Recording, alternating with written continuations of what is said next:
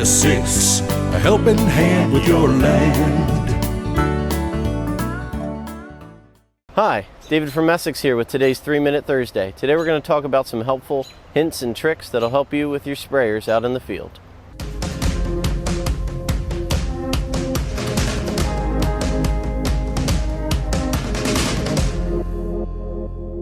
So there are two basic types of pumps on pool type sprayers.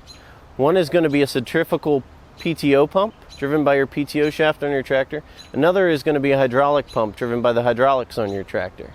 One thing we often see when it comes to PTO centrifugal pumps is a failure down here on the pump.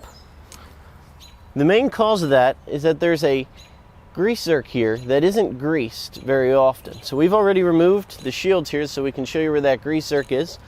And if we just come around to this side, sometimes you'll find a small cap on it, like this one had.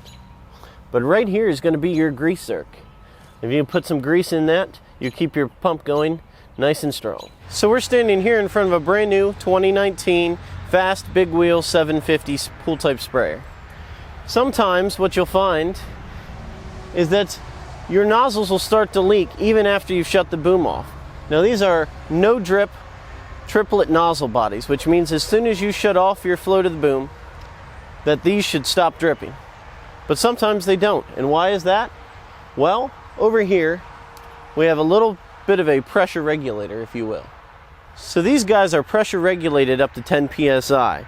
There's a diaphragm and it's spring loaded in here. And every once in a while we'll get a piece of dirt stuck in here, and as a result your nozzle will drip when it shuts off instead of closing that diaphragm.